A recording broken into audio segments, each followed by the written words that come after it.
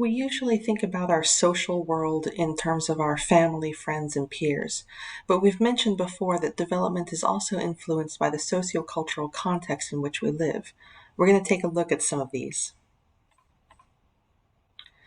Culture refers to the behaviors, patterns, beliefs, and all the other products of a group of people that are passed on from generation to generation. It results from the interaction between people and their environment over many years, and it is made up of the ideals, values, and assumptions about life that guide people's behaviors.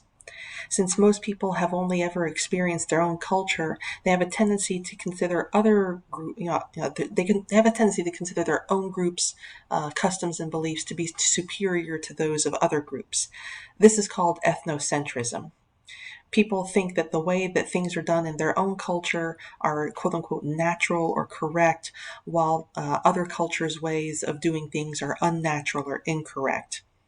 With ethnocentrism, people perceive that what's good for them should be good for everyone, and they can feel hostile towards other cultural groups.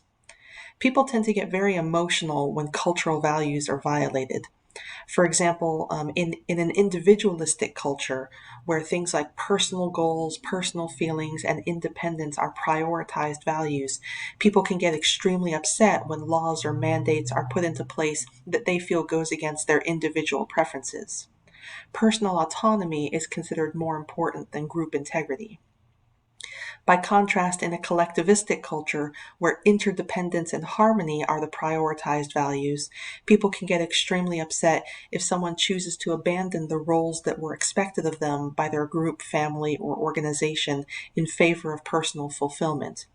Group integrity is considered more important than personal autonomy.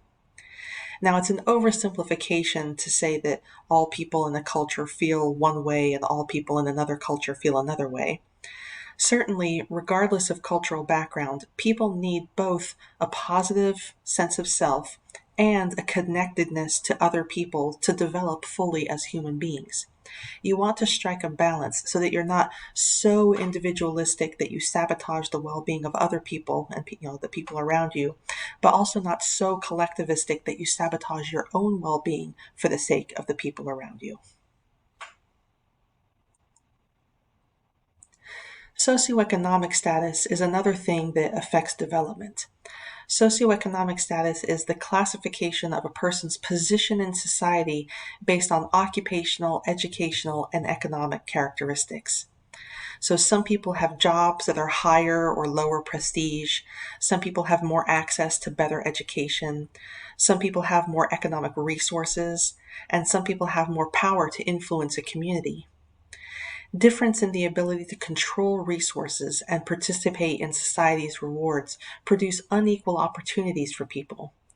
For example, in the United States, schools are largely funded based on property values. So children who live in low-income neighborhoods have fewer resources than those who live in higher-income neighborhoods.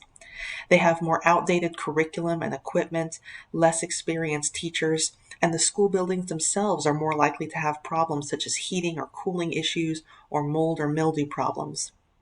These all affect students' ability to learn, adding to what are already often, that are often already existing stressors of community crime and poverty. Therefore, these underfunded schools are more likely to have more students with lower achievement test scores, lower rates of graduation, and fewer graduates going on to college.